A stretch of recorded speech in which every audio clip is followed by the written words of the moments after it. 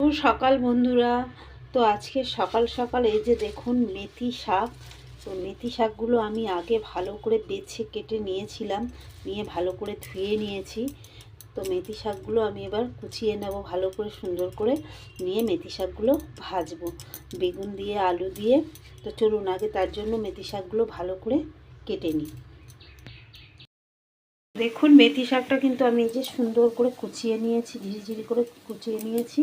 এখানে বেগুন নিয়েছি আর এখানে আলু কুচে নিয়েছি, আর কাঁচা লঙ্কা ফোড়নে দেব। কড়া বসিয়ে দিয়েছি। তো চলুন আগে বেগুনটা ভেজে নিই। কড়ায় তেল দিয়ে দেব, দিয়ে বেগুনটা ভালো করে ভেজে নেব। এখন বেগুনটা ভালো করে ভেজে নিয়েছি, এবারে ফোড়নে দিয়ে দেবো দিয়ে আলুটাকে দিয়ে দেবো।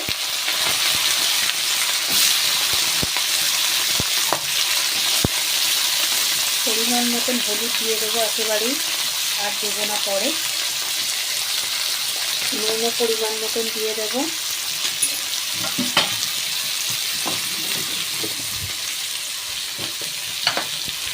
আর দেবো অল্প একটু চিনি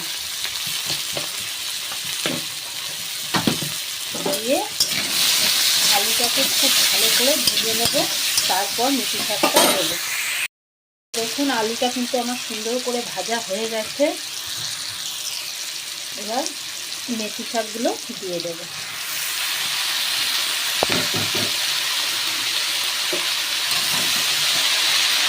শাকগুলো দিয়ে ভালো করে এবার ভাজবো।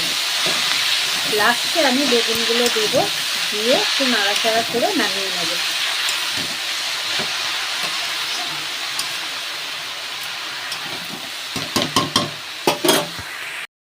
দেখুন বেগুনটাও আমি কিন্তু দিয়ে দিয়েছি। আবার মেথি ভাজাটা একদম হয়ে গিয়েছে, এবার আমি নামিয়ে নেব। কত সুন্দর হয়েছে শুধু দেখুন। তো এভাবে শীতকালের দিনে মেথি ভাজা খেতে তো খুব ভালো লাগে। তো চলুন আমি এটাকে নামিয়ে নেব। দেখুন আমার মেথি শাক ভাজা কিন্তু হয়ে গেছে। তো শীতের দিনে এইভাবে মেথি শাক যারা খেতে পছন্দ করেন, ভাজা তো জানেন খেতে খুবই ভালো লাগে। তো চলুন পরের ভিডিওতে আবার আপনাদের সাথে আমার দেখা হবে।